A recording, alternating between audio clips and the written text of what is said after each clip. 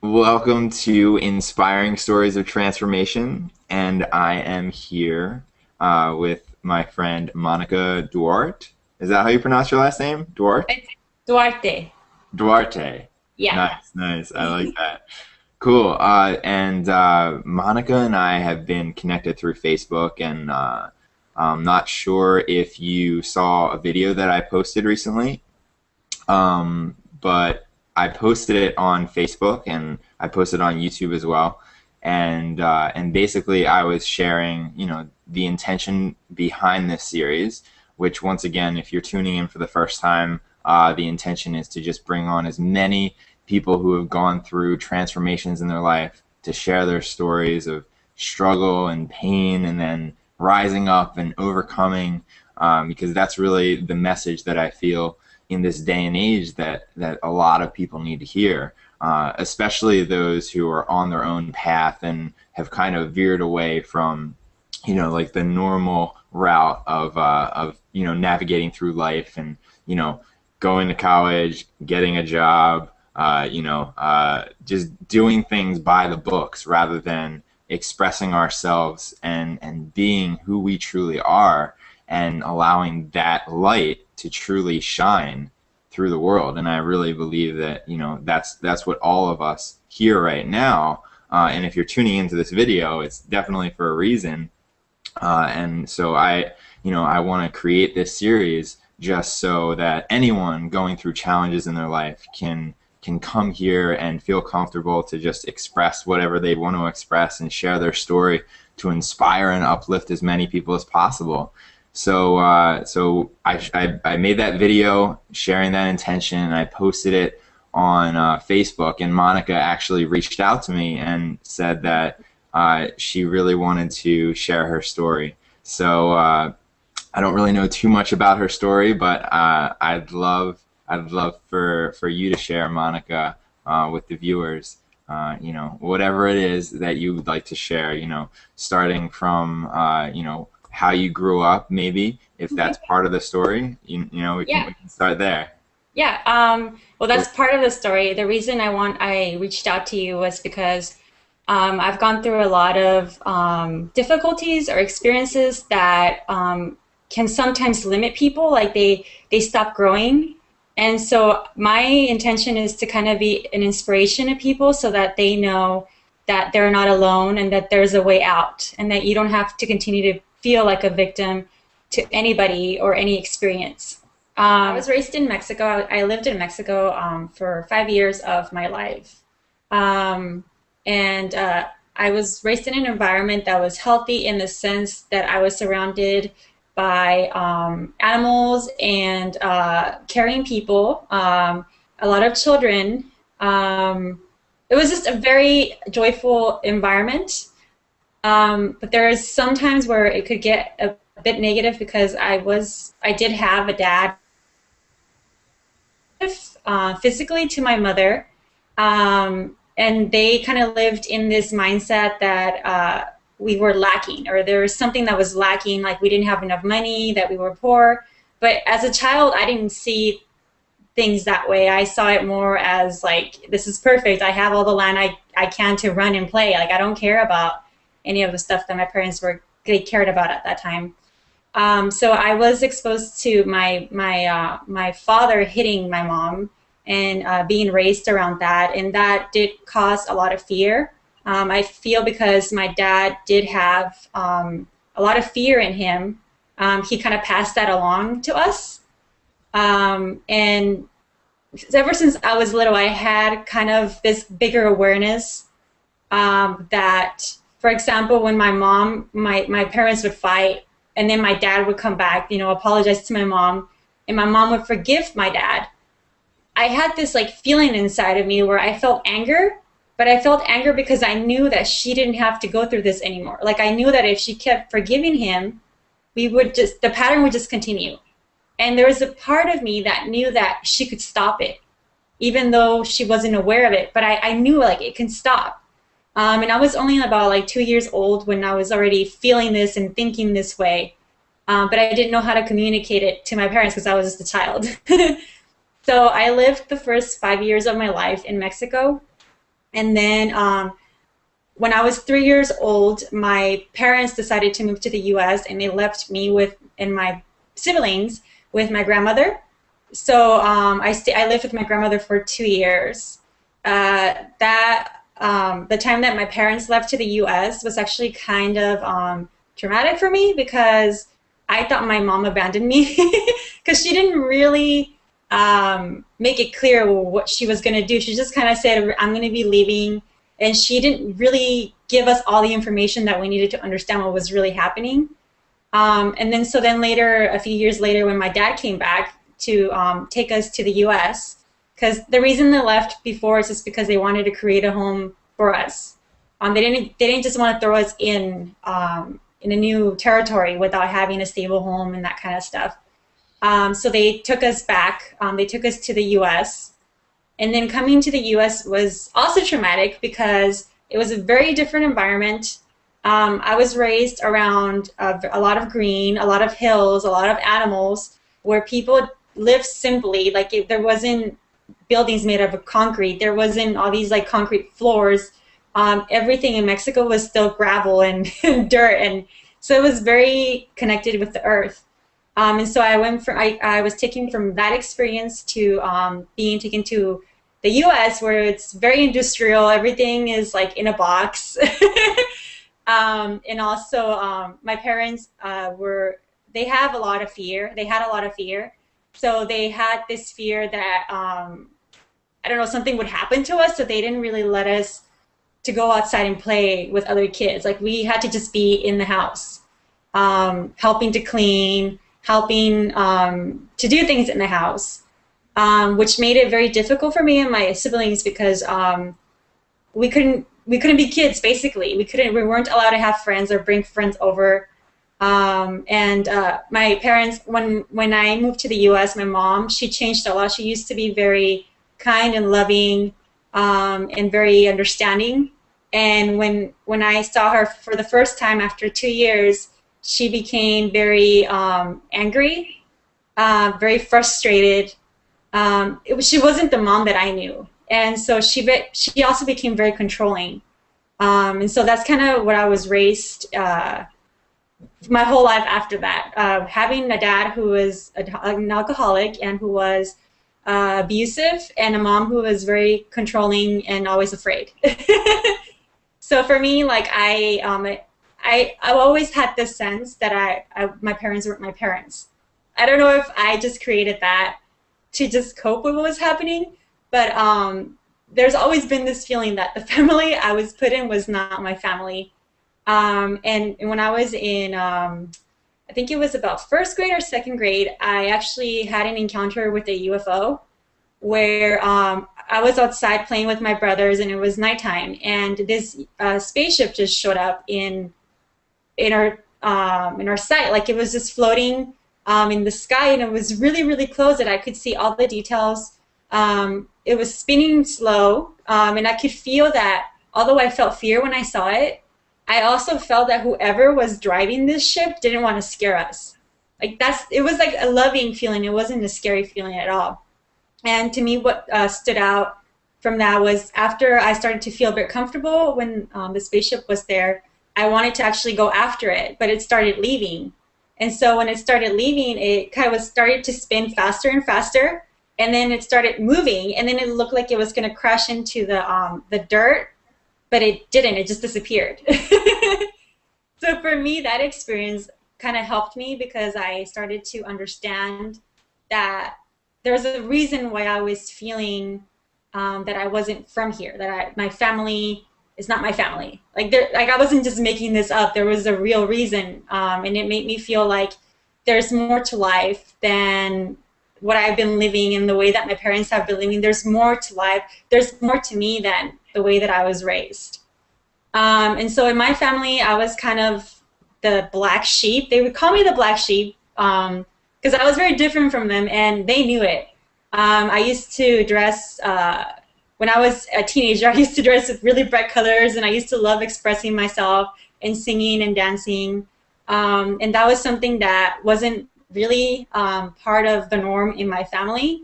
In my family in general, in the lineage of my family, women are supposed to be, their purpose is to serve men and to clean the home and to take care of the children.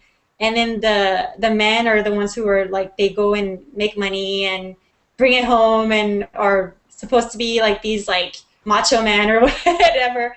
And for me, I always felt like that wasn't right. Like there was an imbalance there, and I always felt like that I was tough, that I could be tough as a guy too. Like I could be a warrior if I wanted to, and that no man could tell me what to do. Period. Like that's the way I felt. So I think that made my family feel uncomfortable because they would kind of tell me I couldn't do something, and then I would prove them wrong. Like I can do it, but you can't stop me. And so being raised in that environment was very interesting for me. When I was in an experience of that is when I was about 16, my dad was still continuing to be abusive. He would hit my mom and my sister, and then he tried to start doing that with me. But I didn't let him. I'm not the kind of person that likes to fight. I don't like fighting. I don't encourage it at all. I don't really see that as a way of solving anything. But there is a confrontation that me and my dad had where he did try to hit me, and I protected myself from him. And then I tried to run away from him because I didn't want to fight. Like that's not my nature. But it just, my dad just kept, continuing to try to hurt me. And then my mom had to show up in the picture. I basically ran out of the house. And then when I ran out of the house, my mom showed up, and it took my dad and my mom to get me back in the house because my dad couldn't like get me back in. It's kind of like at that moment I was experiencing this like feeling like I have to get away from him no matter what. Like there's no other option. And so that's what I did. And when my mom showed up, it kind of ruined everything because now there's two people and I couldn't take on two people. But then that experience did help a lot because I was so afraid. When they put me back in the house, they put me in my parents' room, and I kind of just went into like a shock, and I just melted and started crying and venting and like because it was overwhelming for me. And my mom had never seen me cry that way. Like she was actually really scared of my reaction. So that was the first time she kind of like stood up for me and said like, she basically said to my dad, look what you're doing to her. What did you do? And I knew at that moment that I couldn't come back home. So the next day I went to my school and I went to my counselor, and I was sent to a foster home for a few months.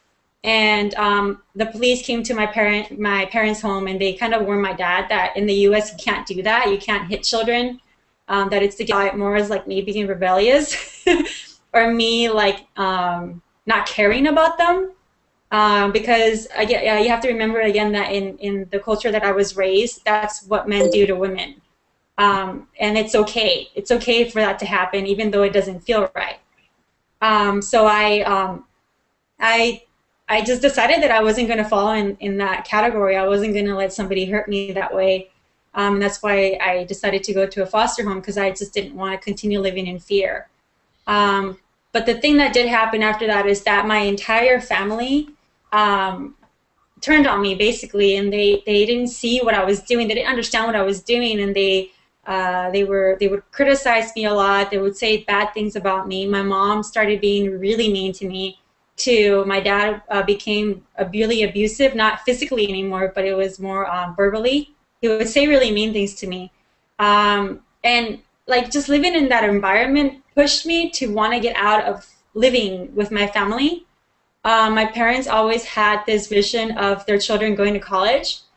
And I knew that that's what they wanted, but I saw the opportunity to go to college as a way to getting out of that environment, because I had to get out. Like it wasn't healthy for me, and I knew it, and I didn't like to be told that I was dumb or like all these mean words that like I knew I wasn't, Yeah. So eventually I did go to college. I did graduate from high school and went to college. I was the first in my family to go to college and the first female too. So I know that my parents were really proud about that. And so that college was a really interesting experience for me, because there was nobody before me that went to college in my family. So I had nobody to look up to. for inspiration or for guidance. I kind of was just put in this environment again, kind of like when I moved to the U.S. where I wasn't familiar with it and I didn't know what to expect. And I remember the first few months when I was in college, I went to an art school in San Francisco. And the first few months, I was having a really hard time that I started getting a lot of anxiety attacks because it was just too overwhelming. I didn't know what the process of college was. Nobody told me anything. So I was just put in there. But I did graduate, and I was studying advertising or graphic design. I'm a graphic designer. That's what I do now on the side. And I ended up winning Best Portfolio because I just really put a lot of my energy, at least in the last year. Like, I really wanted to have a good portfolio, and I wasn't really thinking about it like, oh, I want to win Best Portfolio. I was just thinking like, I really want to have a good portfolio. And I know there's like other people in my class, in my graduating class, and they were known for having good work. And I always been the person in my past where people kind of shove me to the side and they don't notice me. And I kind of used that experience at that time when I was in college to like use that time to really, really work on my portfolio. And when these other people that were graduating with me saw it, they were really impressed because they weren't expecting that of me. So I ended up winning Best Portfolio. And the funny thing is that before that they announced my name, I knew it was going to be me. I just felt like this intuitive pinch, like, it's going to be me. They're going to say my name. So that was really fun. But the interesting experience that I do want to touch more base on is I was in a car accident a few years after I graduated. I was dating this man who was not very nice. He wasn't physically abusive, but he was mentally and verbally abusive. And I was looking for guidance, and I kept praying, to God, because I believe in God. I don't believe in God in the sense that it's a man. I believe in God as a consciousness. I believe that everything is God, that you're God, that we're all God. We're like, God is just living different experiences through us. That's just my understanding. And so I kept asking for guidance. Like, I don't know if I should stay in this relationship. I don't know what to do. I feel stuck. So then the car accident came into my life, and that's what completely shifted my life completely. Like, if you saw photos of me, of how I looked before and how I look now, you would think it's a completely different person because I don't look the same. My energy is so different now. I was really shy before. I cared about what people thought about me. I wanted to make people happy. I was a person that wanted to please people. That's how I felt. That was my purpose. That's what I thought was my purpose, to make other people happy. And now it's not that way anymore. Now I care about me and what feels right for me. And when I've learned that when I take care of myself, that I can actually be more of service to people and help them grow in a more balanced way. And so the car accident basically happened. I was working as a graphic designer for an engineering firm, and I was carpooling with a coworker. We were coming back home, and in the middle of, right when we were about to exit on our exit from the highway, a car hit us from the back. And our car spinned in the middle of the freeway. We hit a cement wall. And then when we hit the cement wall, the car completely stopped. And then when I looked over to the side of where the driver's side of the window, I saw all these cars coming towards us that were going to hit us. When I saw the first car, the feeling that I got was, this is it. I can't do anything to get out of this one. Like, I completely opened up to dying, basically. And then one car hit us, and then another car hit us, and then another car hit that car. And I ended up being alive still. But I did feel very, very different after that. I felt like I wasn't in my body. I felt like my head was kind of floating. And the really interesting thing was when that happened, my coworker, she screamed really loud, and I didn't even scream. I just like let it happen, which is, I would have thought that it would have been the opposite, because she always kind of put herself more like she was in control of herself, and for me, like, I was the opposite, So that was a really interesting experience. After the car accident, a lot of really strange things started happening to me, where my body started reacting in ways that doctors couldn't even understand what was happening. My limbs would go numb, like randomly, like my hand would go numb or my feet would go numb. I did get whiplash from the accident, so it kind of screwed up my neck and my shoulders. And I'm still healing from that. But it's healed a lot. Probably like 80% has healed. I started experiencing this kind of like feeling like there's like ants crawling in my head. It was really painful. I started getting like I started having a really hard time breathing. There's a bunch of other symptoms I got, but I can't remember them anymore because I've kind of processed them already. But the things that did stand out that happened a lot was I started seeing orbs, and it's something that I could not see before. I started seeing orbs. I started hearing voices, and it wasn't like a voice like I was going crazy. It was like you're right here. It's like you're like there's a person there, but you just can't see them, and you know it's not coming from you. So I started hearing that. I started hearing angels singing. I started hearing music that wasn't in my room. Like it wasn't around me. It wasn't in my surroundings at all. It was coming from someplace else. I started having very intense dreams. I've always had intense dreams, but they started becoming really intense at that time. There was a point where I did get really depressed because at that time with the car accident, I got to experience what an illusion is and watch it dissolve out of my life. What I mean by that is that in the relationship I was in at that time with that abusive person just dissolved. Like it just left. I wasn't there anymore. The people that I thought were my friends just left my life. Like I would try to hang out with them, and they would always come up with excuses why they couldn't. So I just decided to let them go. I was also considering leaving my job. Like there was just a lot of things that started falling out of my life, and for a few months, I kind of lived in this space where like there was like this black hole, but I was living in this black hole of nothingness. It was just dark. So because of that, I did experience a lot of depression. I did become suicidal, where I thought about committing suicide because it was just too much for me to handle. But I did have a dream that completely shifted everything for me. In this dream, I was walking in this desert. Everything was dead in this desert, and it was kind of like, I think it kind of felt like it was nighttime. And I could feel somebody walking next to me, but I couldn't see them. And this person was talking to me, and then I saw an arm stick out in my vision. I saw an arm stick out and point. And then when I looked where he was pointing, I saw the image of Jesus standing right at the edge of a cliff. But I couldn't see his front. I could only see his back of his head, but I knew it was him. And he was standing right at the edge of a cliff. And then I heard a voice said, "Monica, everything's going to be okay."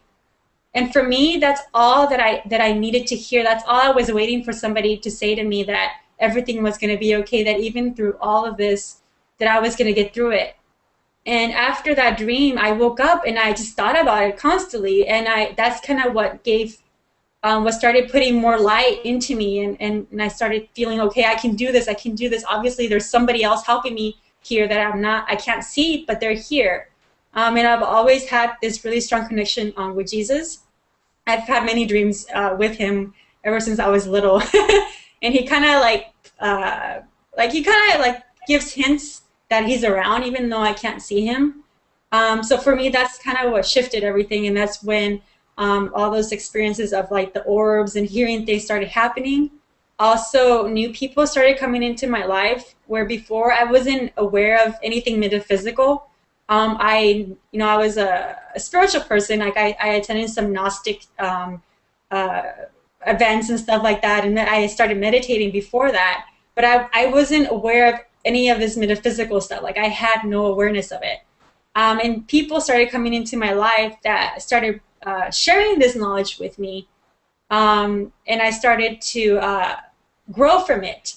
I started meeting people who were like yogis and people who were like spiritual masters in my dream state, but also in reality. I started meeting them, and they started to help me understand what was happening to me, knowing that the experience that I was going through was called Ascension, and that I was just letting go of things that no longer serve me, and that better things were coming into my life that could help me now, and that I just had to let go.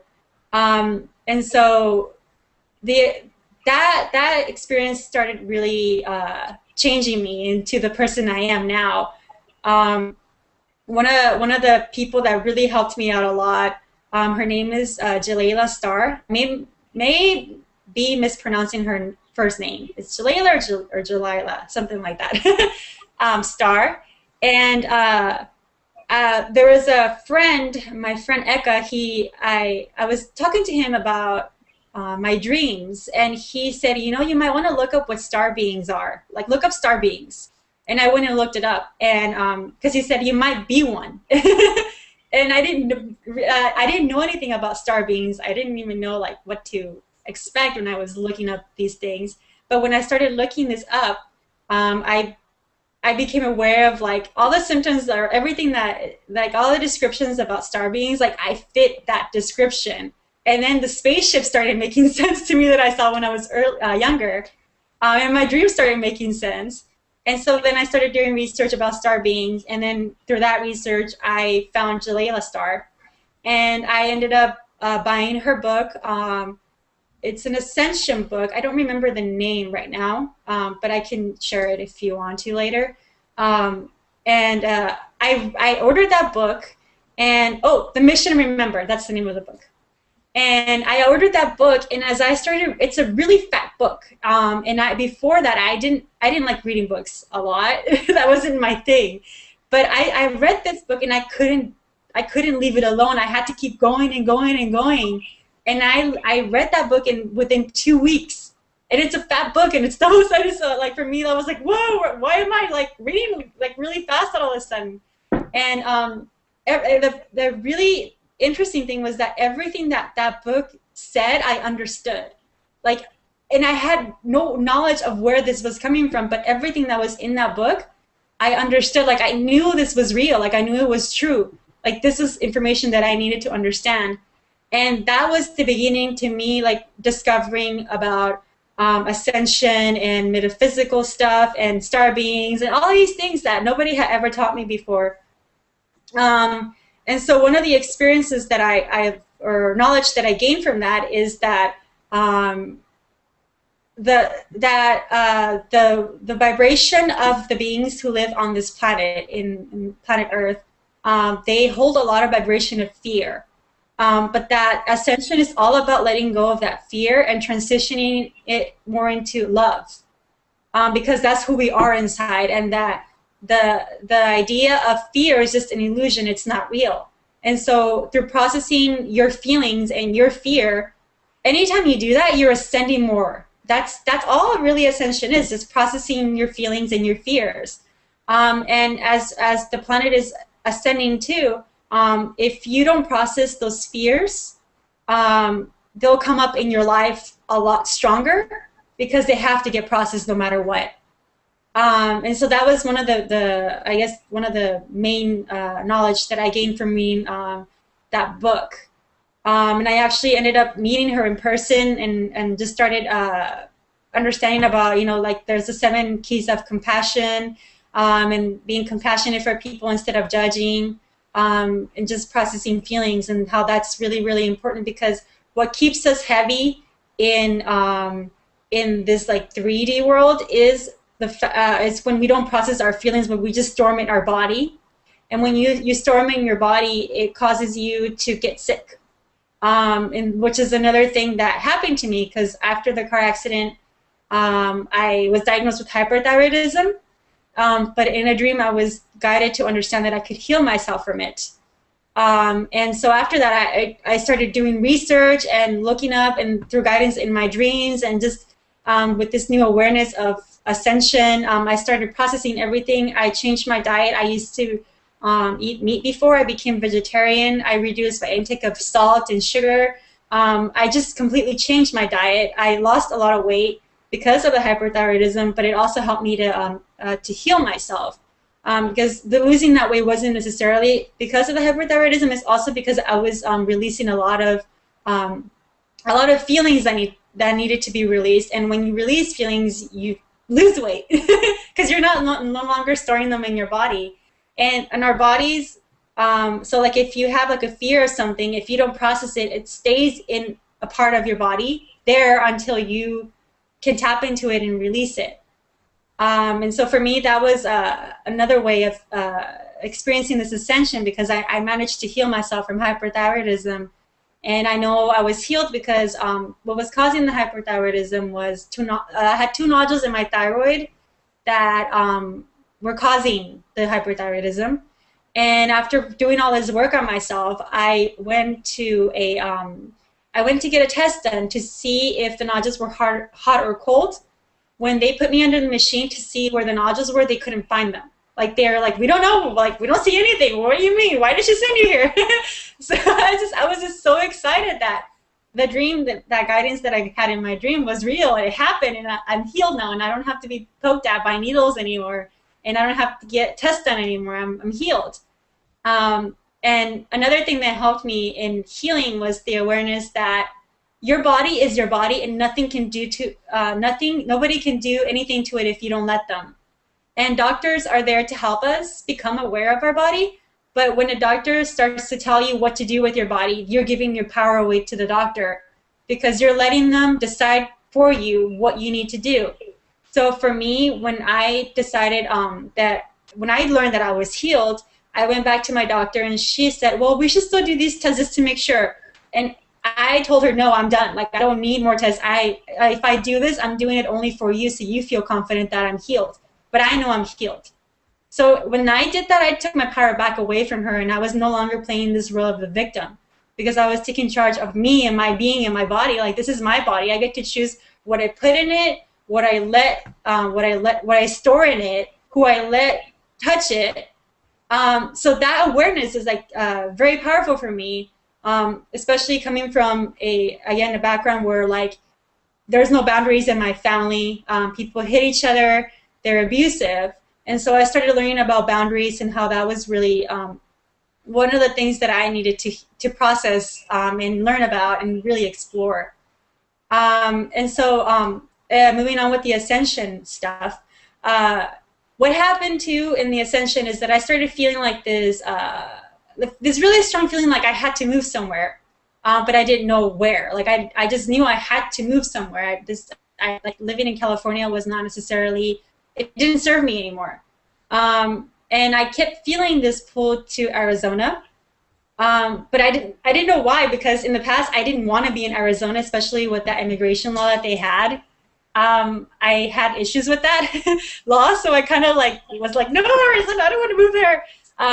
But I just kind of let it be, you know. I kept feeling it, and I kept seeing signs everywhere, Arizona, Arizona. So then I went online and I looked up retreat places in the U.S. and I saw Sedona. And so that's when I knew that's where I was supposed to go. I had never been to Sedona. I didn't know anything about Sedona. I just knew that that's where I was supposed to go.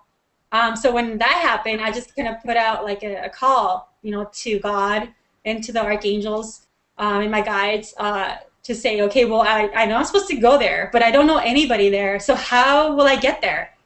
At that time, I was taking angel Reiki classes from a teacher, and literally the next day, she announced she was going to have a retreat in Sedona. So for me, it's like, okay, I don't have to worry about that anymore.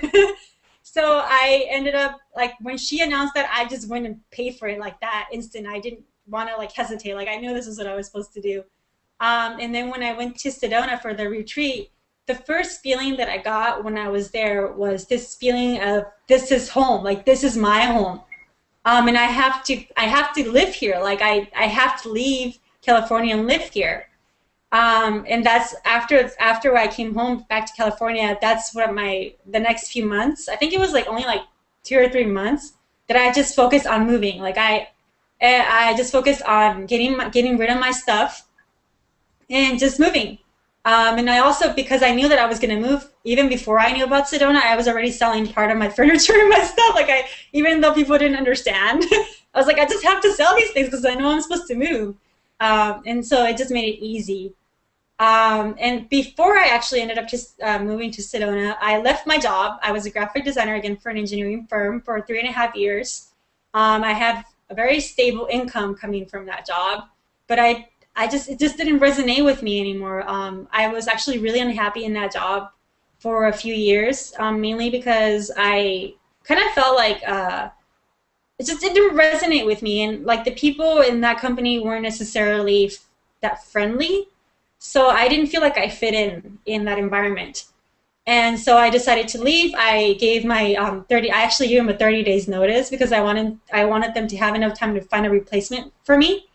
So I gave them a 30 days notice, and I left. And I stayed in California for a month just to kind of feel things out and just to release and have some space because I've been working since I was 15. So I just finally got a break from not working. And then after that, I moved in with my family for a month because I had plans to go to Sedona, but they didn't work out as well as I thought they would. So I ended up staying with my family for a month. And in a sense, that was a good thing because at that time I was working with my boundaries. I was working with speaking my truth. I was working with uh, getting in touch with myself, being genuine with myself, respecting myself.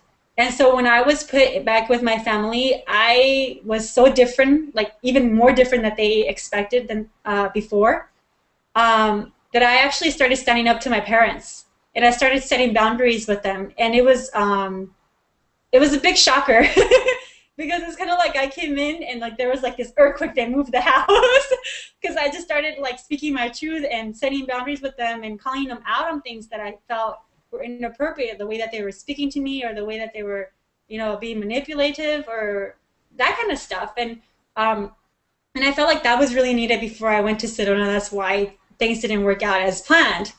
But I ended up moving to Sedona, and I only had a place to stay at for a week. I didn't have a permanent home, but I felt like I had to leave the environment and living with my family because they were just very like that energy in the home is really stressful for me, and I'm very sensitive to people's energies. So it was either like the way I saw it was like I either stay here and continue to experience the stress and this imbalance, or I give Sedona a try and just go and see what happens, Like I was more afraid of staying in the same place than like actually trying something new. So I ended up going to Sedona and staying with a friend for a week, and then uh, and then I found a place to stay at for a month. And then during that time, I started going to meetup events. And through a meetup event, I met a friend who offered her home to me. And I ended up finding my home there after that. I wasn't even intentionally looking. I just went, like, I just decided I'm going to put the whole looking for a home to the side right now because I think I'm stressing myself out. And I'm just going to go enjoy myself. And when I went there to this event, I met a person without even intentionally, like, looking for her. We just met and we resonated. Her name is Brooke. She's a really nice lady, and she still lives in Sedona. And she rented out her guest home for me, and I live by myself, which is perfect. Perfect. My time in Sedona was very interesting because I went to Sedona with this feeling like, oh, I'm going to go there and there's going to be all these spiritual people I'm going to connect with, and they're going to be like, we're going to get along and it's going to be good. I'm going to be happy. And it wasn't like that at all for me. there, there was a lot of spiritual people, but there was not many grounded people. And so I am the kind of person that I need to have that feeling of groundedness. Otherwise, I don't feel safe or I don't feel like I can relate to that person. But I did meet a lot of people that were so helpful. They like I would put something out in Sedona and it would come back. I also knew that when I was going to move to Sedona, I wasn't necessarily going to go for the people. I knew I was going to go for the land. And I went there because I felt this strong connection to the land. When I was in Sedona, I felt very protected. I felt like nothing could touch me there. Like I was really far away from my family, so they couldn't harm me. And I was in this space where like there's no earthquakes, no hurricanes, no anything except for the monsoons that happen every year. with the thunder and lightning. But other than that, it wasn't like I had no fear. Like it was just I was in this like protected space, and I was like I felt like I was in another planet in a sense. I did a lot of hiking there. I One of the things that I used to do when I was little was I used to dance a lot. I started dancing when I was about, I believe, 7 or 8, and I started. Actually, I was younger. I started choreographing my own stuff when I was around 8 or 9. And it's something. It's a passion of mine that I've always had. And it's gone like I get into it and then I stop and then I get into it again. But being in Sedona helped me to awaken the gifts that I had inside of me that I had put to sleep. Because when I was there, I started dancing. I started teaching dance classes, and I started performing. I was there for 7 months, and and I was there for 7 months, and I performed 7 times. So it just kind of worked out for me. And I went there to awaken that gift that I had, and Sedona, like the energy of Sedona, was helping me with that, to be able to connect to myself. Um, there's a lot of experiences that I went through that in Sedona that I necessarily can't remember them right now because they're probably not meant to be shared. But overall, like it was the best experience I could have ever done for myself. Just leaving everything behind that I thought was my life and just starting a new life. I started my friend now. Her name is Kimberly. I met her through work because I did get a job there eventually. And we just became like little kids. We started exploring and driving places. I started driving places because before I didn't have a driver's license until after I stayed with my parents. I got my driver's license there, and before the reason for that is because I lived in San Francisco in the Bay Area before, so I never needed to never needed a car to get around. So when I wanted to get my license at least before I moved to Sedona, so at least if I needed a car, I could drive myself around. But being with my friend Kimberly, she really helped me to face that fear of driving more, because I started driving us places that I'd never been to. And we started exploring and going to the Grand Canyon and going on hikes. And the last few months that I was there were like the best few months that I had. I also attended drum circles where people in Sedona just get together for, I believe it's the full moon or the new moon, and they just bring their drums and everybody dances and they go on one of the rocks there. That was a very positive experience for me because I was literally like in this trance where I just kept dancing and dancing and dancing the whole night. I didn't even take a break. It just kept going and going and going. So yeah, I really got to experience a lot of healing there, a lot of getting back in touch with me. And then I started to really be clear about what I wanted to do with my life. I started to feel like I really want to have a car. I'm tired of walking everywhere. And I want to have a business that's successful. I have a holistic business right now, but I want to really explore that. I want to have my own business.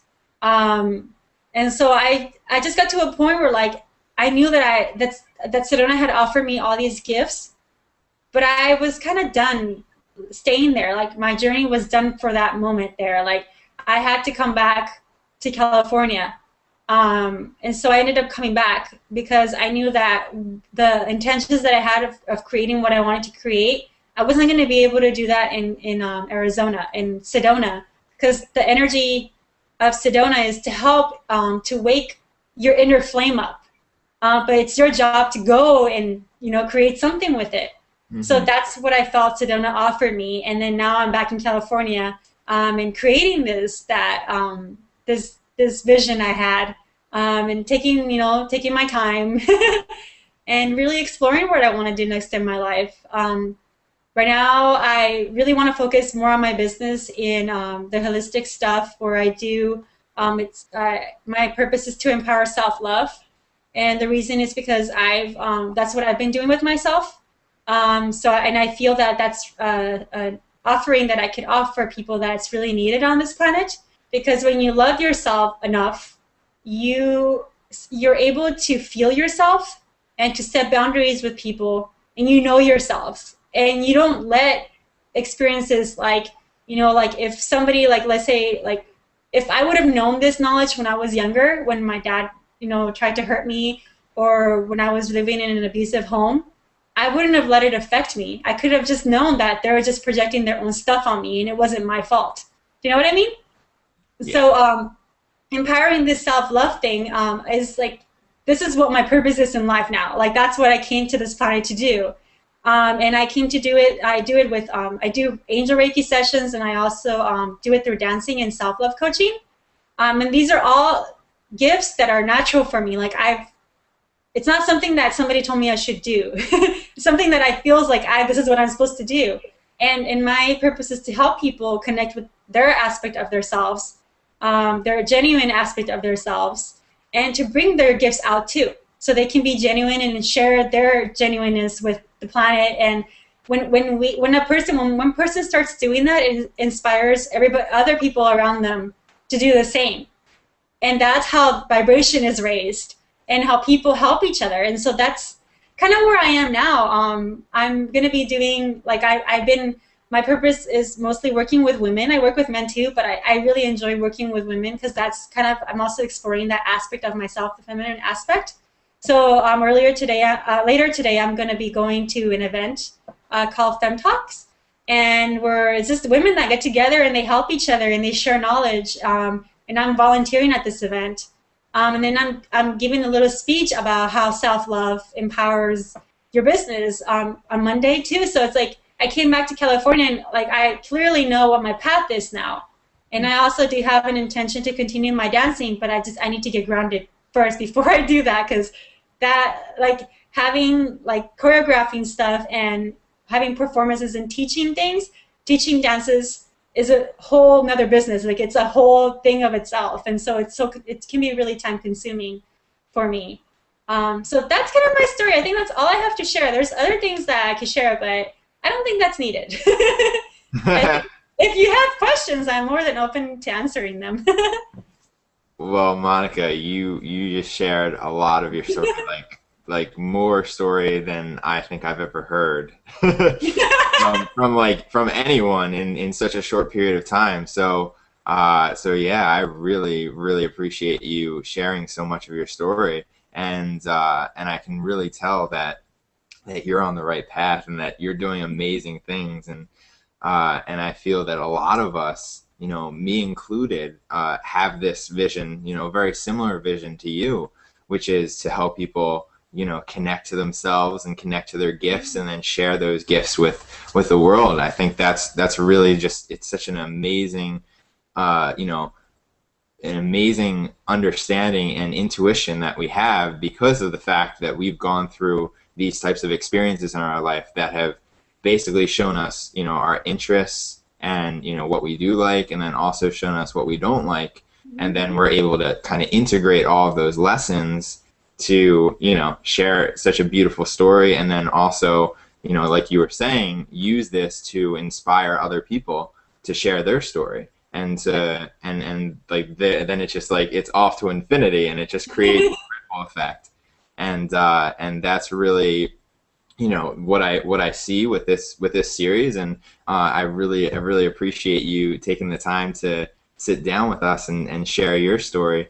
And I'm really looking forward to, you sharing this with as many people as you possibly can, you sharing yourself with as many people as you possibly can. And I know that you're doing that already right now, and you're doing it, at the pace that you're doing it. And you're always doing your best, and that's all that really any of us can really ask of ourselves. Yeah. Is just to be always doing our best, with whatever tools and resources we have to really, share. And with the internet, it's really an amazing tool to just share your message with more people. And Yeah, I agree. And so that's how we're able to sit down and have this conversation, and everyone tuning in, that's how they're able to watch this. And it's just an amazing, the whole interconnectedness that we all really have. Our stories, while the stories and the details of the stories are different, the themes are very similar. And that's what I think is so important that we really pay attention to, is that we're all connected and we all have very similar struggles. We've all gone through very similar things, and the more that we're able to connect at those levels and realize, you know, some of the deeper things that we've gone through, some of the, like, you know, the traumatic incidents that we've had in our lives, the more that we realize that, you know, all of us as humans go through very similar things, Yeah. and that really allows us to just be in this space of really relating to one another on a different level than I think, you know, much of society relates to one another, you know, Hmm. because most people aren't willing to share their story, or at least, you know, the majority of the people who I've come in contact with, they've been suppressing, kind of like you were saying, where you're suppressing your emotions or suppressing your fears and not really sharing those things. So the more that we're able to, you know, the more that we're able to share our story, the more that we'll encourage and allow people to feel comfortable to share theirs. So I Yeah. think that's really, you know, the message, you know, just to be the change, to be that person, that being that's standing in our truth and that's sharing our stories and that's sharing our experiences, letting people know that, you know, they they're going through, they're no different than us. You know, what someone else is going through, we can relate to. And when someone realizes that, then they're much more open to share with you and to actually go through the process of healing. And you know, Yeah. your classes, I'm sure your and everything that you do from this point forward will really serve to do that, to really Yeah. help people open up.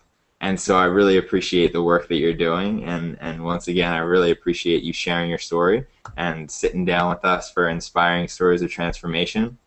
And just to wrap up, how can people reach out to you? What's the best way that people can connect with you? Well, they can go to my website, which is harmonicheart.org. And just, you know, the website that I created for my holistic business is all about my story. So I share a lot about what I went through and how it helped me. Because all the tools that I mentioned about, you know, like the dancing and the Reiki and the self love coaching, those are all things I use to heal myself, and that's why I'm sharing them now with people. So they could, you know, learn more about me or my dance through there. And also, if they want to contact me, they can also just send me an email through there. Beautiful, beautiful. Awesome. Thank you, Monica. And for those of you tuning in right now, there should be a way that you can subscribe for future inspiring stories below this video. There should be a link. So I would encourage you to go ahead and do that so you can make sure to get plugged into more stories just like Monica's. And once again, Monica, I just want to thank you for taking Thank the you. time to really sit down and share yourself and really open up in a way that really inspired me. You know, Okay. just you doing this just inspired me to a whole new level. So thank you so much. Well, I wanted to say thank you very much for offering this. It inspired me when I saw the video that you were going to do this. It inspired me. I'm like, wow, that's a really awesome idea. Maybe I should do that sometime too. So I just wanted to say thank you for offering this and just letting people speak their truth. I think that's a really awesome thing to do. Yes, totally, totally. Awesome, Monica. Well, take care, and Take care. until next time. All See you. right. See ya.